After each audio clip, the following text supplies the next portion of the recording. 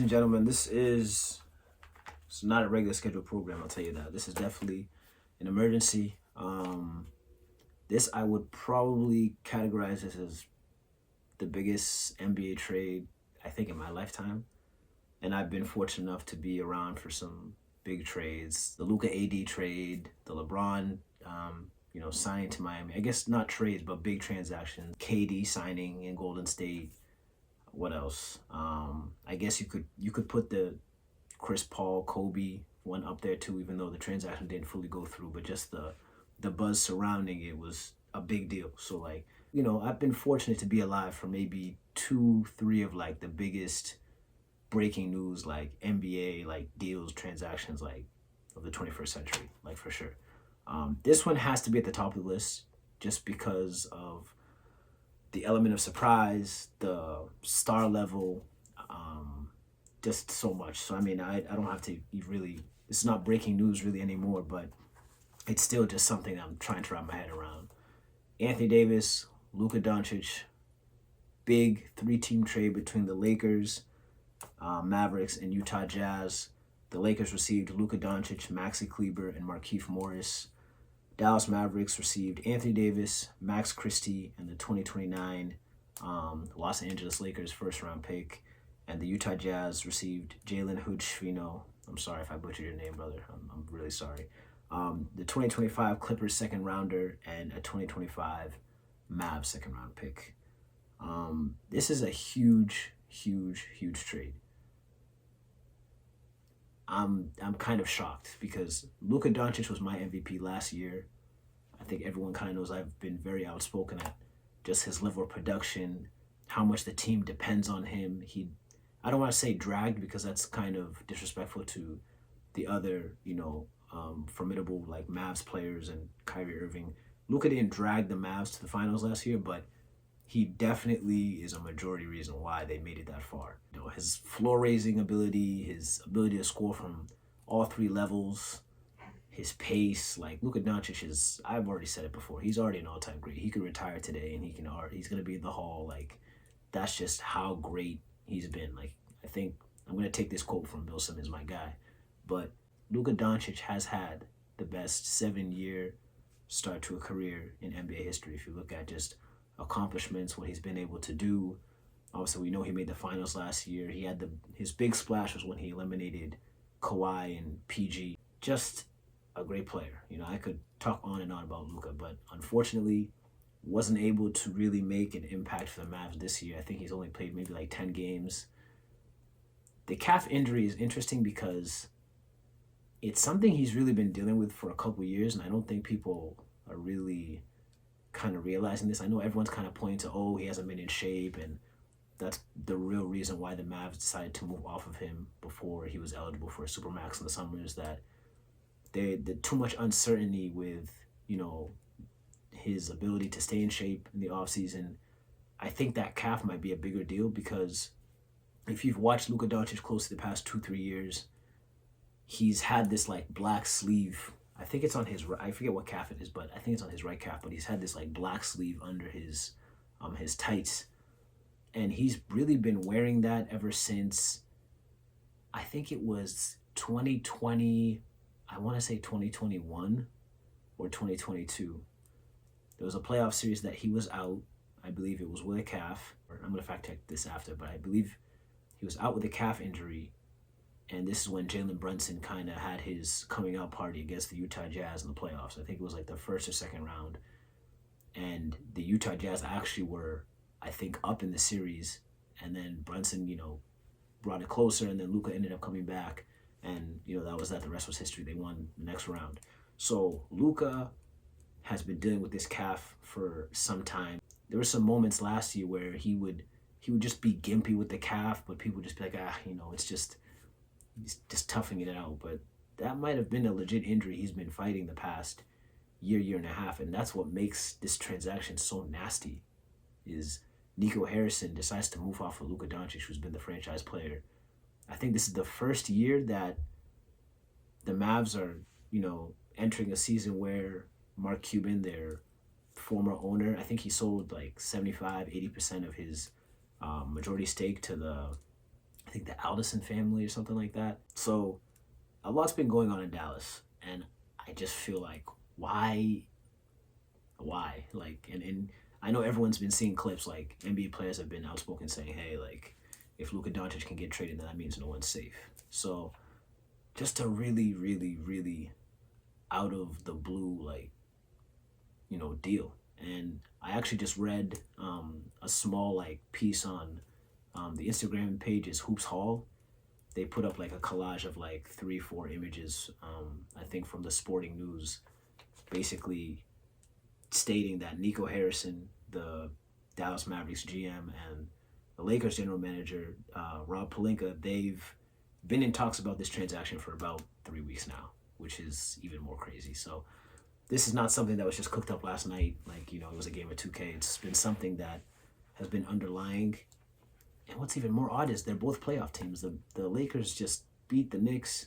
Granted, AD was hurt, but they just beat the Knicks on national TV. LeBron James just turning the clock back again, the man in the arena. They're the 5th seed. They just beat the Celtics like sometime last week. AD was playing, LeBron was playing. They were playing physical basketball. Anytime you beat the Celtics, I know the Celtics have their own issues. I literally said this on my last episode, but the Lakers are a good team. And I've been one to say that I actually don't think that highly of them because I just don't know if they'll be able to get stops. But ever since they got Jared Vanderbilt back, they've just been a complete different team on the defensive end. So I'm just going to give them credit. So that's what makes this transaction more alarming. Then you have the piece where Anthony Davis has to sit down on ESPN and he's basically saying like, hey, like, I want to play the forward position, and how he's basically numerous occasions has gone to the front office and reiterated to them like, hey, like I'm trying to play forward, like I'm a 4.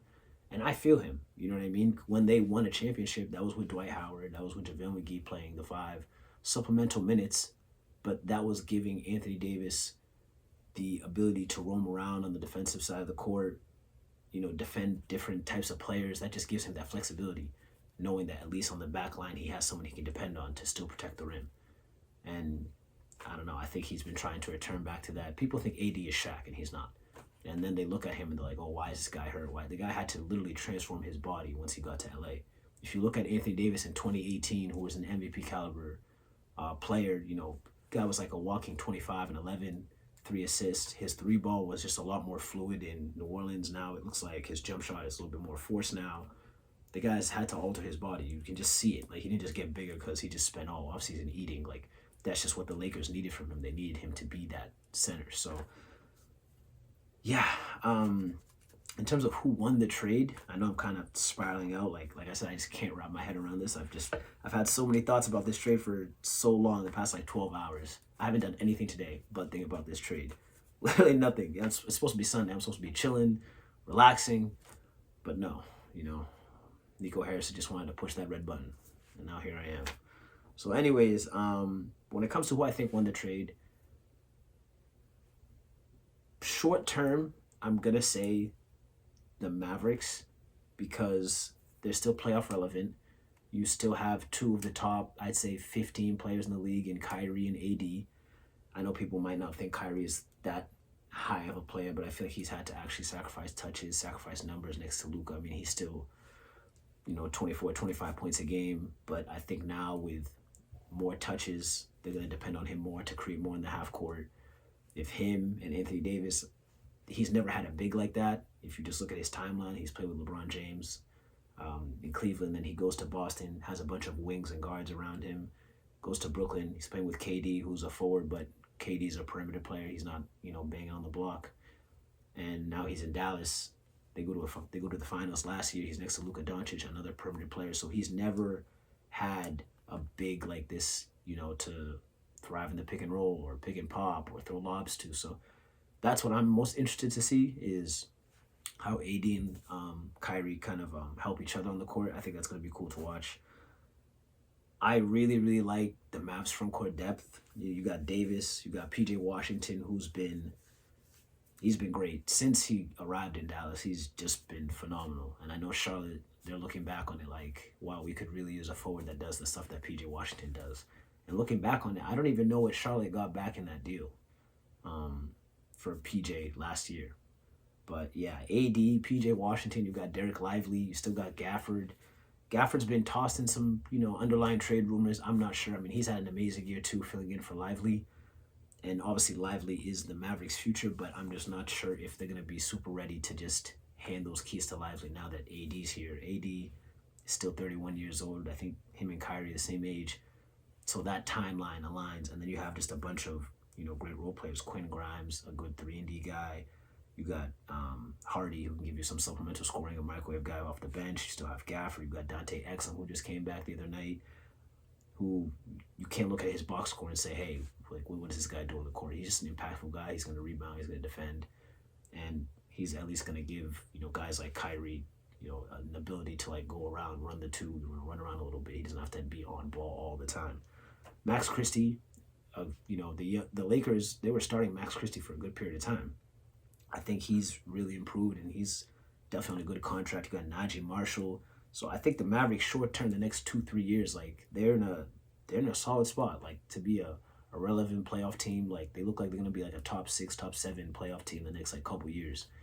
And you have guys like AD and Kyrie who've played in a championship setting. They've won a ring before. They've played playoff games, especially with that experience next to LeBron. And now they're together, so they got all these role guys behind them. I think short term, the next 2-3 years, I would definitely give the Mavs, that edge. As for the Lakers are still a relevant team, but the problem is Luka Doncic is still hurt, and we don't know the severity of his calf. I'm not even sure what the timetable is for that. I don't know when he's going to get back. I don't know when he's going to be good. To double down on that, I'm not even sure if him and LeBron completely make each other better, and that's not a slight on either of them. Because even the Luka Kyrie thing that took some time to adjust, you definitely know that Luka and LeBron are definitely going to take some time to adjust. Because we all know LeBron doesn't want to be a forward. Like, he does not want to bang on the block. He doesn't want to be a post guy. He wants to initiate pick and roll, and well-deservingly so. I mean, this is still one of the best playmakers to ever live, one of the best floor racers. So it's almost like, why would you take the ball out of his hands? But on the other hand, he's 40 years old. You can't have this guy running pick and rolls for 35 minutes a game and expect him to lead you to the promised land in June. That's just, he'll tell you that because that's just his competitive nature. But in reality, you can't put that type of mileage and dependency on him. So I understand now you're bringing in Luka. He can help you out with that. But how do they make each other better? Luka's not particularly an off-ball guy either. He has some harden in him. He's got some rust in him. And I hate to bring up rust, but with last time we had a point guard that was that demanding of the ball, like Luka in Westbrook, it took, and I know Russ didn't shoot well, the air ball videos, and like I understand, like he didn't play well, but he didn't get to play his position the way he probably should have deserved position. I think that was just detrimental to his time in LA, and he couldn't help LeBron, and he couldn't really help AD because he couldn't be himself. You have him on the wing, catch and shoot threes like he's Wayne Ellington. That's just not it. So I'm interested to see how Luka and LeBron help each other. But I mean, then again, these are two of the brightest minds in the sport that we've ever seen. They will figure it out. They're just, the IQ is just off the charts. Like JJ Redick, he's an X's and O's guy. They're going to figure it out. But the problem is, what does this timeline look like? LeBron the clock is ticking. I know they're the 5 seed. They're definitely, I don't think he's throwing the towel in on this year. I think he definitely wants to compete. But the question is, when is Luka going to get back? How long can LeBron handle the load this year, especially without AD? I definitely should have paused after that, but whatever. Whatever. Luka and LeBron, what does that look like? Okay, we have Austin Reeves, who's on one of the best contracts in the league. You have Dorian Finney-Smith. You have Vanderbilt, so you can, you have some wing defenders. That's great, but now you haven't defended the rim yet. I'm sure after this video goes up, they're going to find, a center to fill the void for AD that's outside of Jackson Hayes. But the way I see it is how is this going to help you in, I would basically label it as LeBron's last playoff run. What is this? I'm trying to understand, like, from a basketball point of view, how does this make sense on the court? And trust me, like, it's easier said than done, but I know Luka and LeBron will probably figure it out. I just don't know if they have enough to say, hey, let's go win 2 rounds. But at the end of the day, Luka Doncic is Luka Doncic. I wouldn't be surprised if he came back from his calf injury and then he just goes and averages, I don't know, 35, 8 and 8, for a month straight. You know what I mean? And Luka doing that is definitely going to alleviate LeBron, because LeBron has never had a guy like Luka Doncic, and he's played with some great guards. Like, obviously he's played with Kyrie, he's played with Westbrook, he's played with Dwayne Wade. Like, he's played with some really, really great guards. Luka Doncic is a complete different animal. LeBron can go sit on the bench for 15 minutes and be fine, and come back and the score isn't lopsided. Luka Doncic and Reeves, that's a good backcourt. That's a really, really productive backcourt that can shoot, they can do different things, they can play make. Reeves has basically been the point guard not point guard, but he's been the backup point guard for the Lakers the past, I want to say 3 weeks. Ever since the D'Lo trade was done and they sent him to Brooklyn, Reeves has been the one to really, get things going and initiate offense and elevate guys and just put guys in the right spot and, find scoring opportunities for his teammates. So he's definitely taken a leap in that component of his game. So offensively, I don't think they're going to have problems scoring points. I don't. I do worry about their bench. I know the Mavs won short term. The only reason why I'm saying the Lakers won long term is because Luka Doncic is Luka Doncic. He's still 25 years old, entering his prime. I think Nico Harrison really, really slighted him. I still don't understand why he made the transaction, but the Lakers don't have many assets going forward. And this LeBron thing, like I said, it's kind of a ticking time bomb. When he says he's done, he's going to be done. And the whole world's going to stop for a second, because we've never really imagined, at least most of us, like me, I've been grateful to watch LeBron my entire life. So it's going to take some time getting used to without LeBron. So I'm just keeping that clock in the back of my head. At some point, this guy's going to retire. He is 40 years old. How long is he going to be doing this? How long is he going to be a madman? So, those are my thoughts on the Lakers-Mavs trade. There's a bunch going on in the NBA, and with their trade deadline looming, I don't know what to expect. I thought De'Aaron Fox was the big shebang, and Luka Doncic just got traded. So it's definitely a cold world, but very entertaining. Very entertaining. The West just got, I guess, crazier in a way. Both those teams were playoff teams, so I don't even know what to expect from them going forward. I would expect the Mavs to actually climb the standings a little bit, because they've been without Luka basically the entire season, and they've still maintained some playoff relevancy. They've been a top 8 team with AD, with some added rim protection, with another scoring option to go beside Kyrie. I think that really can elevate them, because Davis is still arguably one of the top 10 players in the league. And then if you talk about guys entering the postseason, that list cuts even short. He turns into a top 6, top 5 guy, especially because he's been there before. This is definitely the biggest trade I've ever witnessed. So, exciting stuff. The NBA never fails to entertain you, especially this time of year. It's really not even, it's trade deadline time, but it's not even really trade deadline time. It feels like teams haven't even gone going yet. But part of that is the second apron. The second apron has really seeped in. It's really impacted how certain teams are, assessing their assets going forward. You look at the Jimmy Butler thing. Jimmy Butler can't just get up and request to leave anymore, because the second apron and the financial ramifications, those things are real. You know what I mean? The luxury tax is real. So, oh my God. I still can't even believe it. I feel like I still need to pinch myself. Luka Doncic was eligible for a $345 million contract in Dallas this summer, and he's not going to get it. He's not going to get it. No state income taxes in the state of Texas. He's not seeing his $345 million big ones. So I would feel away too. And because I know he's going to feel away, I would expect him to go absolutely ballistic the rest of the year. He was already getting disrespected last year after the finals. Luka can't play defense. And I get it. He definitely has some areas where he can improve defensively. But at the same time, look at what the guy just did with the team he had. 34, 9-9. That was one of the best individual seasons I've ever watched from a player. What Luka Doncic did last year, and I know he didn't get MVP, even though I voted him. He was my MVP last year. That was one of the most dominant individual seasons I have ever watched. And I watch a ton of hoop. So, yeah, man, shout out Luka. That's tough, especially when you're the franchise guy. He probably thought he was going to be there his entire career. only 25 years old. He's a kid. 25 years old. Like, in the NBA, he's still figuring it out, and he's still been so dominant. Like, I cannot believe it. But yeah, that is my, I guess, breakdown. I wasn't supposed to do this. It's not what I plan on doing on my Sunday, but we did. We did. All right. Appreciate y'all. Keep your Shams alerts on. I actually shout out Shams because a couple of nights ago on nassthepod Instagram story, I clowned the Shams alerts. I said, damn, the Shams alerts, they don't hit like the Woj bombs.